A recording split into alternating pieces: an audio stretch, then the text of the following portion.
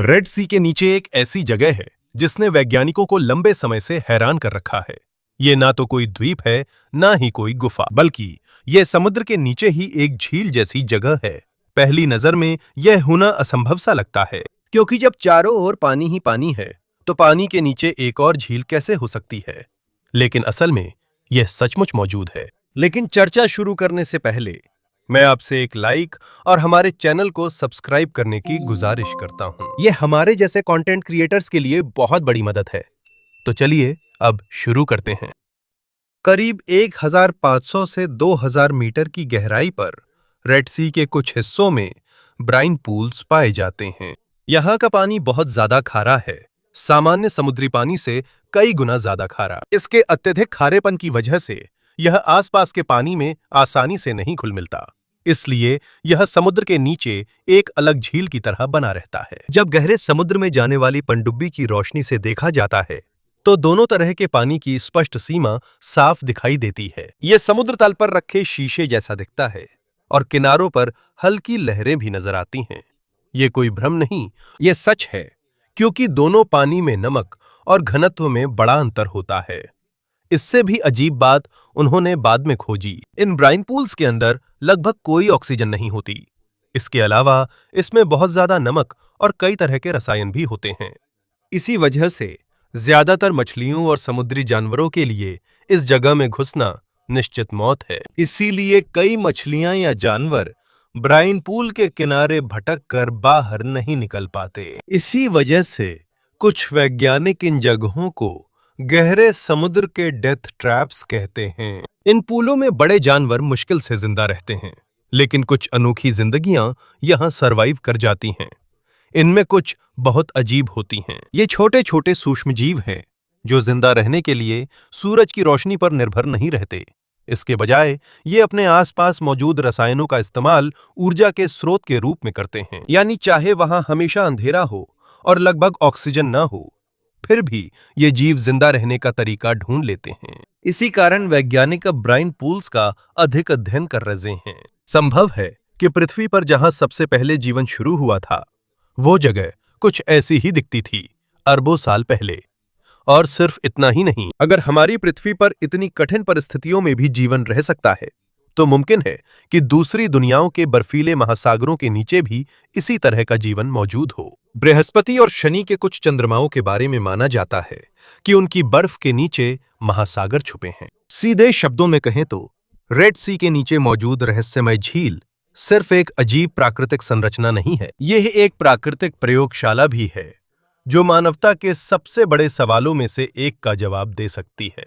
फिर भी समुद्र के नीचे झील जैसी चीज क्यों दिखती है?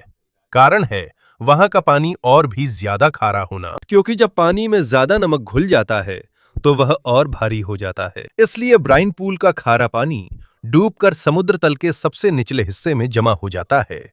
यह ऐसा ही है। जब आप समुद्र में तैरते हैं तो आपको ऊपर उठना स्विमिंग पूल की तुलना में ज्यादा आसान लगता है, क्योंकि समुद्र के पानी में नमक होता है। पानी भारी होने के कारण शरीर को ऊपर की ओर ज्यादा ताकत से धकेलता है। यही ब्राइन पूल में भी होता है।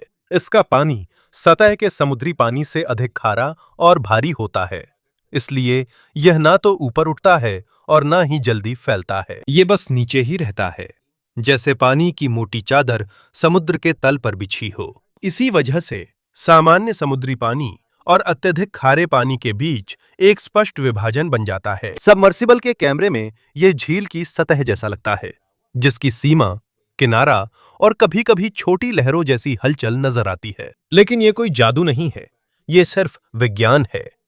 ऊपर का सामान्य पानी हल्का होता है, नीचे का ब्राइन अत्यधिक खारा पानी भारी होता है, इसलिए दोनों पानी होते हुए भी तुरंत नहीं मिलते। लेकिन ब्राइन पूल के बने रहने की एक और वजह है।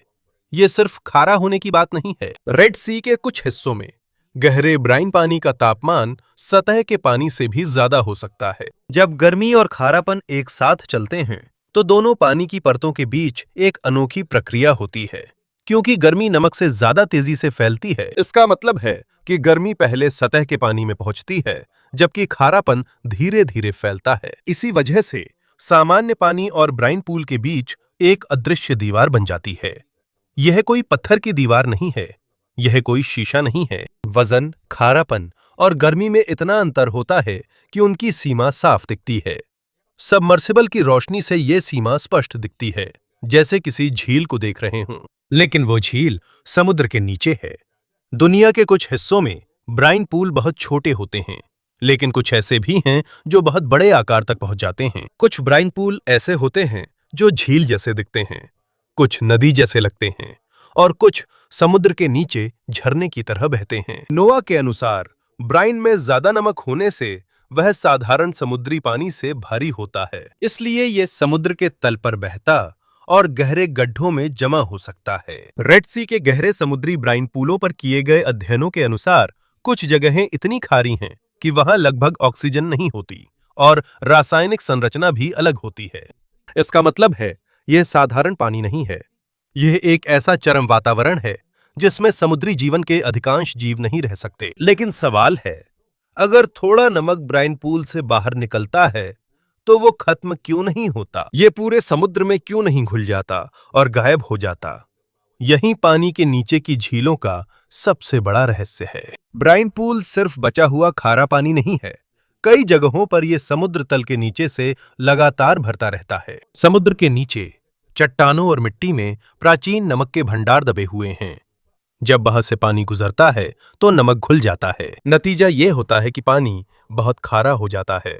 इसके बाद दबाव और समुद्र तल के नीचे दरारों के कारण खारा पानी ऊपर उठ सकता है और समुद्र तल पर बाहर आ सकता है। यह गड्ढे या निचले हिस्से में पहुंचकर वहीं जमा हो जाता है। इसलिए जब ऊपर से थोड़ा सा ब्राइन गायब हो जाता है तो नीचे से नया खारा पानी अंदर आ सकता है। ये ऐसे हैं जैसे बाल्टी में रिसाव हो, पर नल उसे धीरे धीरे भरता है। इसलिए ब्राइन पूल तुरंत खत्म नहीं होता। जितनी देर ये रहता है उतना ही इसका माहौल अनोखा बनता है। ब्राइन पूल किनारे ऐसे जीव मिलते हैं जो कठिन हालात में भी जीवित रहते हैं। वे आम मछलियों जैसे नहीं हैं, जिन्हें सामान्य ऑक्सीजन और रोशनी चाहिए। कुछ समुद्र के नीचे के रसायनों पर निर्भर हैं। लेकिन एक और सवाल है, वो नया खारा पानी कहां से आ रहा है? इसका जवाब हमारे ग्रह के इतिहास में छुपा हुआ है। लाखों साल पहले की बात है। भूवैज्ञानिकों के अध्ययन के अनुसार असली डीप सी ब्राइन पूल ऐसे ही कहीं भी नहीं बन जाते। ऐसे झीलों के लिए सबसे प्रसिद्ध स्थान हैं लाल सागर, मेक्सिको की खाड़ी और भूमध्य सागर के कुछ हिस्से। इन तीनों जगहों में एक और महत्वपूर्ण बात समान है। प्राचीन काल में ये स्थान हमेशा बड़े महासागरों से जुड़े नहीं थे। ऐसे समय भी थे जब ये लगभग बाकी समुद्रों से अलग हो गए थे, महाद्वीपों की गति और भूमि में बदलाव के कारण। क्योंकि नए समुद्री पानी का प्रवेश सीमित था, इन बेसिनों का बड़ा हिस्सा धीरे धीरे तेज वाष्पीकरण के कारण सूख गया। जैसे जैसे पानी वाष्पित होता गया, उसने नीचे बहुत सारा नमक छोड़ दिया और लाखों वर्षों में मोटी नमक की परतें मिट्टी, रेत और अन्य तलछट से ढक गईं। जैसे जैसे ऊपर और ज्यादा तलछट जमा होती गई, वैसे वैसे नमक जमीन के नीचे और गहराई में दबता गया। लेकिन प्रक्रिया यहीं खत्म नहीं होती। समय के साथ ऊपर की तलछट भी और भारी होती जाती है। क्योंकि नमक कठोर चट्टानों की तुलना में ज्यादा नरम होता है, इसलिए यह जमीन के नीचे दबने और हिलने लगता है और वैज्ञानिक इस प्रक्रिया को सॉल्ट टेक्टोनिक्स कहते हैं। सीधे शब्दों में कहें तो मोटी नमक की परत ऊपर की चट्टानों के वजन से धीरे धीरे दबती जाती है। इसी वजह से समुद्र तल के नीचे दरारें और रास्ते बन जाते हैं। जब ऐसा होता है तो समुद्री पानी नीचे पुराने नमक के जमाव में घुस जाता है। जैसे जैसे पानी गुजरता है वो बहुत सारा नमक घोल देता है। इसका नतीजा होता है एक बहुत ही सघन ब्राइन या बेहद खारा पानी। इसके बाद पृथ्वी के अंदर से आने वाली गर्मी और जमीन के नीचे के दबाव के कारण गर्म और भारी ब्राइन धीरे धीरे समुद्र तल से बाहर निकलने लगती है। जब ये समुद्र के नीचे जाती है तो तुरंत सामान्य पानी में नहीं मिलती। इसके बजाय ये समुद्र तल के सबसे निचले हिस्से में गिरती है और वहां एक नया ब्राइन पूल बनाती है। इसलिए झील की सतह से थोड़ा नमक कम होता है, जबकि धरती के नीचे से लगातार नया खारा पानी आता है। यही वजह है कि कुछ ब्राइन पूल बहुत लंबे समय तक टिके रह सकते हैं। लेकिन सिर्फ झीलें ही नहीं हैं जो बहुत ज्यादा खारे पानी से बन सकती हैं। कभी कभी यह पानी बह भी सकता है। 2018 में जब शोधकर्ता मेक्सिको की खाड़ी में एक दूर से संचालित वाहन का इस्तेमाल करके खोज कर रहे थे, तो उन्होंने एक ब्राइन पूल के किनारे पर कुछ अजीब देखा। शुरुआत में उन्हें बस एक साधारण ब्राइन पूल ही दिख रहा था। पानी का रंग गहरा था, इसके चारों ओर बहुत सारी मरी हुई सीपियां और अन्य समुद्री जीव थे, जो बहुत ज्यादा खारे पानी में जाने के बाद बच नहीं पाए। लेकिन जब उन्होंने कैमरा ऊपर उठाया, तो उन्हें और भी चौंकाने वाली चीज दिखी, जो बच गई थी। उन्होंने देखा कि समुद्र की सतह की ढलान पर गहरे ब्राइन का निशान नीचे बह रहा था, मानो समुद्र के नीचे कोई नदी बह रही हो। जब उन्होंने इसकी दिशा का पीछा किया, तो उन्होंने देखा कि अत्यधिक खारा पानी लगातार एक बड़े ब्राइन पूल में गिर रहा है, जैसे कि वह सचमुच का झरना हो।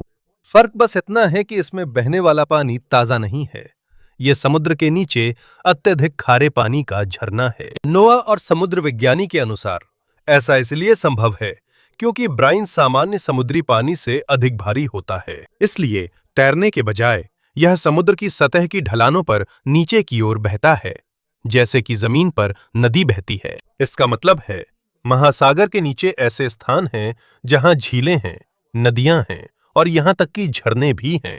ये सब ज्यादा खारे पानी से बने हैं, जो आसपास के समुद्र के पानी में नहीं मिलते। और जो सबसे हैरान करने वाली बात है, इनमें से कुछ प्रणालियां शायद डायनासोर के समय से बनना शुरू हुई थीं, यानी 180 मिलियन साल से भी पहले। आज तक ये अब भी हमारे ग्रह के अंधेरे और शांत हिस्से के नीचे मौजूद हैं।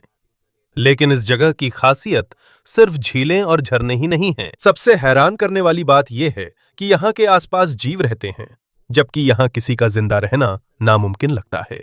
पानी में ऑक्सीजन नहीं है, नमक बहुत ज्यादा है, इसमें मीथेन और हाइड्रोजन सल्फाइड जैसे जहरीले रसायन हैं। यह हमेशा अंधेरा रहता है और समुद्र की गहराई के कारण दबाव भी बहुत ज्यादा होता है। पहली नजर में आपको लगेगा कि यह शायद किसी भी तरह की जिंदगी के लिए सबसे बुरी जगहों में से एक है, लेकिन यह गलत है। असल में इसका अपना एक इकोसिस्टम है। जब वैज्ञानिकों ने ब्राइन पूल के किनारे का अध्ययन किया, तो उन्होंने वहां बहुत सारी मरी हुई मछलियां, केकड़े, लॉबस्टर और ईल देखीं। कुछ तो काफी पहले मर चुके हैं, लेकिन ज्यादा खारेपन और अजीब पानी की वजह से जल्दी सड़ते नहीं हैं। यह समुद्र के नीचे एक प्राकृतिक संरक्षण कक्ष जैसा है। शोधकर्ताओं ने एक अजीब घटना भी देखी। जब कोई मछली ब्राइन पूल के किनारे के पास आती है, तो अक्सर वह बचने की कोशिश करती है। ऐसा लगता है जैसे उन्हें पता है कि ये जगह खतरनाक है। लेकिन जब कोई मछली रास्ता भटककर बहुत ज्यादा खारे पानी के अंदर चली जाती है, तो कुछ ही सेकंड में उसका अपने शरीर पर नियंत्रण खत्म हो जाता है। अध्ययनों के अनुसार बहुत ज्यादा खारे पानी में अचानक प्रवेश करने से मछलियों के शरीर में जबरदस्त तनाव हो सकता है। जब वे समुद्र में होती हैं, उन्हें अपनी हरकतों पर नियंत्रण मुश्किल होता है और जल्द ही कमजोर पड़ती हैं। अगर तुरंत सामान्य समुद्री पानी ना मिले, तो अक्सर मर जाती हैं। ब्राइन पूल में ऑक्सीजन नहीं होती, इसलिए ज्यादा खारेपन से बचने पर भी सांस लेने में दिक्कत होती है। लेकिन जहां झील के अंदर जाना खतरनाक है, वहीं इसके किनारे पर इसका उल्टा होता है। वहीं पर समुद्री जीवों का एक अनोखा समुदाय बनना शुरू होता है। वहां ट्यूब वर्म्स की बड़ी कॉलोनियां और लंबे समय तक जीवित रहने वाले मसल्स मिलते हैं। इनके आसपास झींगे, घोंघे, छोटे केकड़े और दूसरे अजीब जीव रहते हैं, जो उथले समुद्र में नहीं दिखते। वे सब वहां इसलिए जमा होते हैं क्योंकि वहां बहुत खाना मिलता है। समुद्र की सतह के नीचे से निकलने वाले रसायन सूक्ष्म जीवों के लिए ऊर्जा का स्रोत बनते हैं। ये सूक्ष्म जीव पूरे पारिस्थितिकी तंत्र की नींव हैं। ये सूर्य की रोशनी पर निर्भर नहीं करते। वे ऊर्जा बनाने के लिए पृथ्वी के नीचे के रसायनों का उपयोग करते हैं, जिससे केमोसिंथेसिस कहते हैं। इन सूक्ष्म जीवों की वजह से ट्यूब वर्म्स और मसल्स को भोजन मिलता है। जब इनकी संख्या बढ़ती है, तो झींगे, केकड़े और अन्य छोटे जानवर भी आ जाते हैं। छोटे जानवर बढ़ते हैं, फिर उनसे छोटे आते हैं।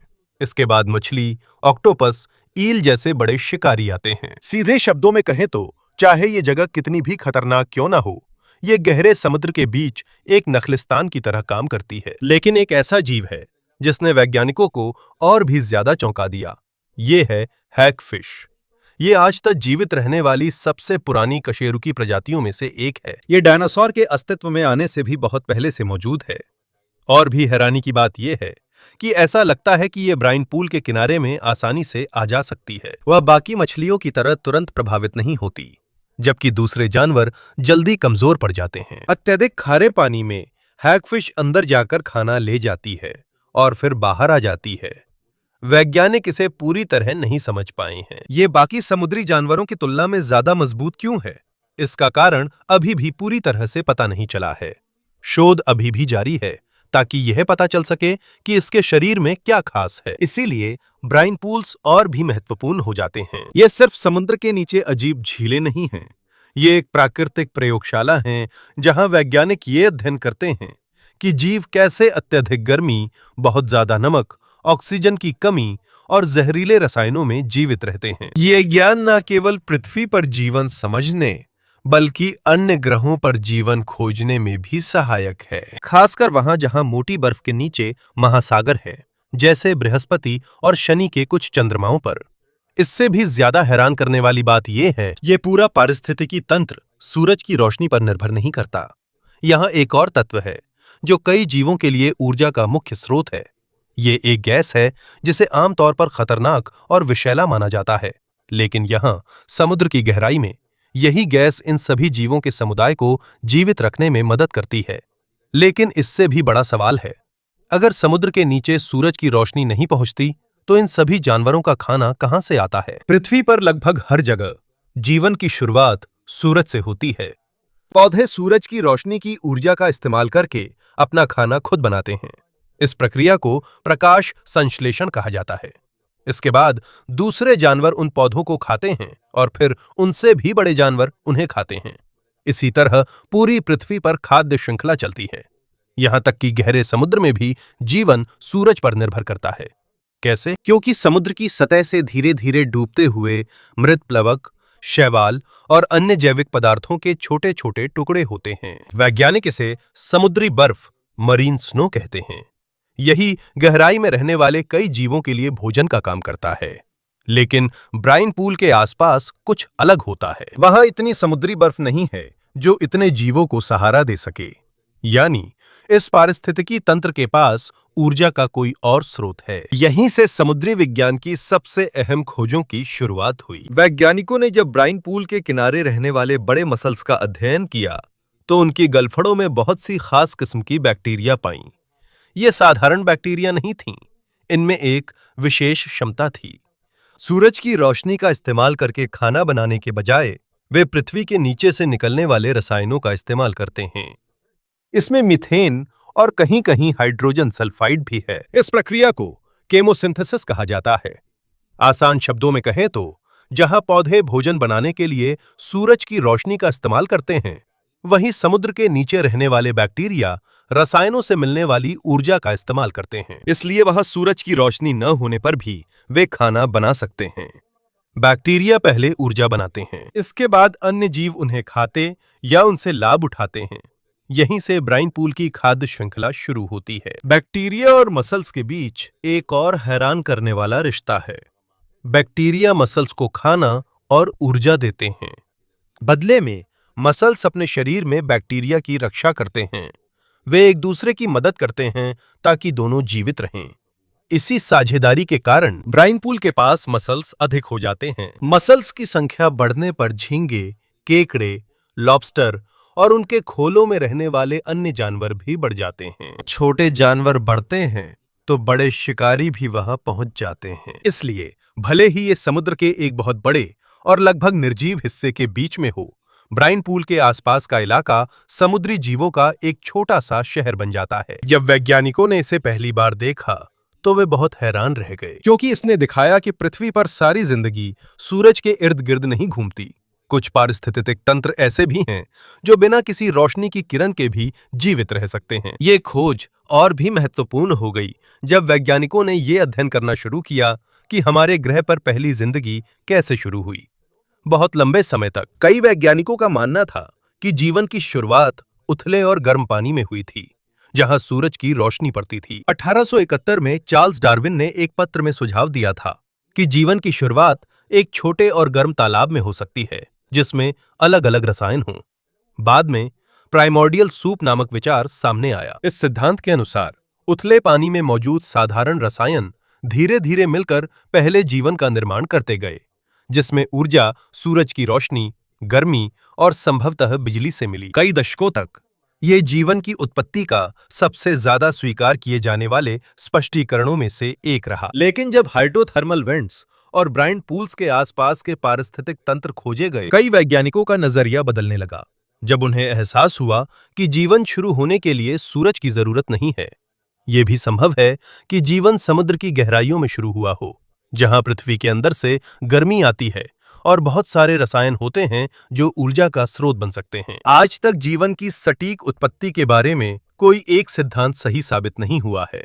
वैज्ञानिक अभी भी अलग-अलग संभावनाओं का अध्ययन कर रहे हैं, लेकिन एक बात स्पष्ट है, समुद्र के नीचे रहस्यमय ब्राइन पूल्स ने मानवता के सबसे बड़े सवालों में से एक का जवाब खोजने की दिशा को नया मोड़ दिया है। फिर भी ब्राइन पूल्स ने पृथ्वी का इतिहास और अन्य ग्रहों पर जीवन खोजने का तरीका दोनों बदल दिया है। पहले बहुत से वैज्ञानिकों की सोच सीधी सादी थी, अगर सूरज की रोशनी नहीं है, जीवन शायद न हो। लेकिन ब्राइन पूल्स व अन्य डीप सी इकोसिस्टम जो केमोसिंथेसिस पर निर्भर हैं, की खोज के बाद यह साबित हो गया कि किसी जीव के जीवित रहने के लिए हमेशा सूरज की जरूरत नहीं होती। इसका अर्थ है कि सौरमंडल में जीवन खोजने योग्य स्थान बढ़े हैं। प्रमुख उम्मीदवारों में एक है यूरोपा, जो बृहस्पति का चंद्रमा है, और एनसेलाडस, जो शनि के चंद्रमाओं में से एक है। ये दोनों क्यों? अंतरिक्ष यानों के अवलोकनों और ग्रह वैज्ञानिकों के अध्ययन से वैज्ञानिकों को लगता है कि इनकी मोटी बर्फीली सतह के नीचे विशाल तरल पानी के महासागर हैं। ऊपर सिर्फ बर्फ दिखती है, लेकिन इसके नीचे गहरे महासागर हैं, जो संभवतः पृथ्वी के महासागरों से भी बड़े हो सकते हैं। उन महासागरों तक सूरज की रोशनी नहीं पहुंचती। पहले बहुत से वैज्ञानिक सोचते थे कि ऐसे स्थानों पर जीवन का होना असंभव है, लेकिन अब नजरिया बदल गया है। अगर सूक्ष्म जीव अंधेरे, खारे और लगभग बिना ऑक्सीजन के माहौल में पृथ्वी पर जीवित रह सकते हैं, संभव है कि यूरोपा या एनसेलाडस की बर्फ के नीचे भी ऐसे ही जीव मौजूद हों। इसका मतलब ये नहीं है कि एलियन मिल गए हैं। अब तक इन दोनों चंद्रमाओं पर जीवन होने का कोई सीधा सबूत नहीं मिला है। यह अभी भी एक वैज्ञानिक संभावना है जिसकी लगातार जांच की जा रही है। इसीलिए वर्तमान अंतरिक्ष अन्वेषण का एक बड़ा हिस्सा जीवन का समर्थन करने वाले पानी, रसायनों और परिस्थितियों के संकेतों की खोज करना है। इस उद्देश्य के लिए नासा का यूरोपा क्लिपर सबसे अहम मिशनों में है। इसका उद्देश्य यूरोपा का और अधिक विस्तार से अध्ययन करना है, ताकि यह पता लगाया जा सके कि वहां ऐसे वातावरण की कितनी संभावना है जिसमें सरल जीव रह सकें। यह सीधे एलियन शहर या बड़े जीवों की तलाश नहीं करेगा। यह उन तत्वों और परिस्थितियों को खोजेगा जो जीवन के बनने या बने रहने के लिए जरूरी हैं। आने वाले मिशनों का परिणाम कुछ भी हो, एक बात साफ है, ब्राइन पूल्स ने वैज्ञानिकों को एक बहुत ही महत्वपूर्ण सबक सिखाया है।